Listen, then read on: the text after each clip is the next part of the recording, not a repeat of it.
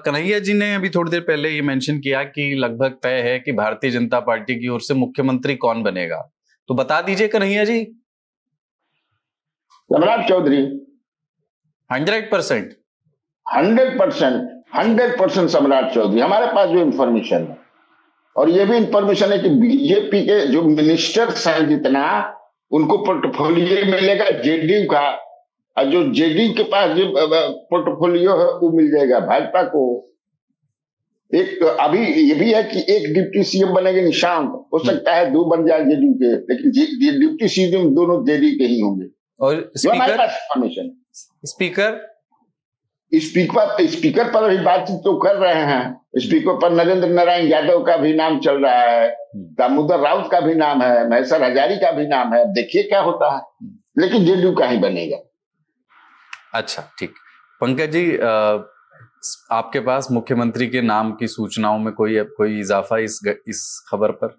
नहीं, थोड़ा रिस्की काम है ये बता पाना आज की तारीख में कि बीजेपी का कौन भी। जैसे कन्हैया जी कह रहे थे कि फ्रंट रनर के तौर पर अगर देखें हम मीडिया में, चाहे जो लोग नेता बात कह रहे हैं कि सम्राट चौधरी का, और ये कहा जा रहा है ना कि निशांत बनेंगे डिप्टी सीएम, उसमें कहा जा रहा है कि इकलौती वही बनेंगे, क्योंकि दूसरा अगर डिप्टी सीएम बनाते हैं तो एक 2 पावर सेंटर बन जाएंगे जेडीयू की तरफ से, और ये नहीं चाहेंगे उसी को, मतलब निशांत को एक राजनीतिक विरासत देने वाली बात होगी। तो ये जो लव कुश वाला कॉम्बिनेशन अभी चल रहा था, जब नीतीश जी सीएम है और सम्राट चौधरी डीसीएम है, तो ये सामाजिक समीकरण बना रह जाएगा। उस लिहाज से सम्राट चौधरी के बारे में कहा जा रहा है, लेकिन हम सब जानते हैं कि बीजेपी सरप्राइजेस देती, बहुत चौंकाने वाले नाम होते हैं, उनके पास एक अलग तर्क होता है, तो कह पाना फिलहाल तो मुश्किल लग रहा है। हाँ, कि कौन मतलब हो सकता है। इस फॉर्मूले से तो विजय सिन्हा का नुकसान हो जाएगा, क्योंकि अगर एक ही डिप्टी सीएम बनना है और मुख्यमंत्री सम्राट चौधरी बन रहे हैं, तो विजय सिन्हा को ज्यादा से ज्यादा कोई एक ठीक पोर्टफोलियो दिला करके उनके लिए तो डिमोशन ही होगा। हाँ, उनके लिए तो नुकसान है। एक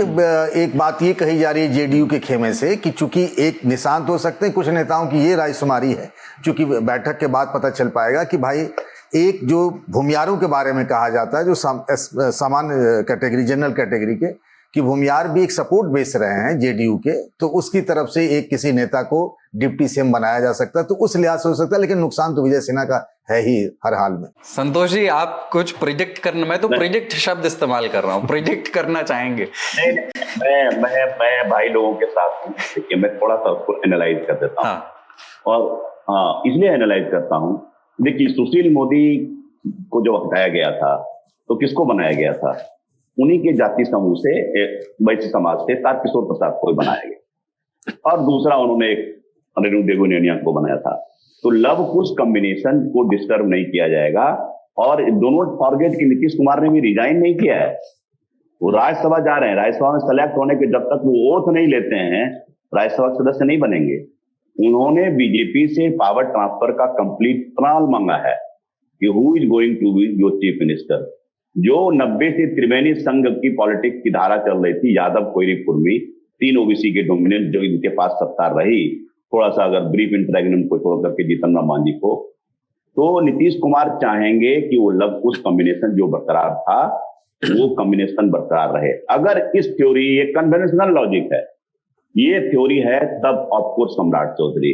अगर ये थ्योरी नहीं है तो 1 दर्जन से ज्यादा नाम दे सकते, किसका नाम डालना जा सकते हैं? संजीव चौरसिया, प्रमोद चंद्रवंशी, गायत्री देवी, रेणु देवी, जो मन है आप डाल सकते हैं, रमा निषाद, जो कुछ भी डाल सकते हैं आप। और हो सकता है इतना नाम डालेंगे तो एक कोई सही हो जाए आपका।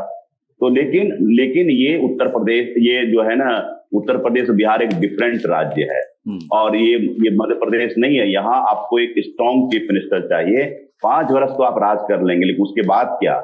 नीतीश कुमार बनियन ट्री थे, लेकिन अब नीतीश कुमार को पद छोड़ने के बाद अब बिहार में पॉलिटिक्स में लेवल प्लेइंग फील्ड हो जाएगा, जो है ना, कंपटीशन की जमीन अब समतल हो जाएगी। इसमें अपोजिशन को भी स्पेस मिलेगा। आप देखिए किस पॉलिटिक्स की तरफ जा रहे हैं। निशांत, तेजस्वी एंड चिराग, तीनों जो बड़े स्टॉलवर्ड थे, उन तीनों के पुत्र मैदान में होंगे। और आप do not forget, socialist resistance continue रहेगा 5 वर्ष में, कि BJP will not have the cake walk. जैसे जैसे निशांत का इवोल्यूशन होगा, वो उतना सोशलिस्ट पॉलिटिक्स के लिए तो उस लिहाज से अच्छा रहेगा। और इस बात से मैं सहमत हूं, जो मुझे निशांत कैंप से ही बात आ रही है कि they will prefer one deputy chief minister other than कि किसी और बड़े को बनाया जिसके सामने में निशान छोटा लगे। अभी ये बात चल रही है, rather than going for 2 deputy CM they will ask for more portfolio, stronger portfolio for निशान।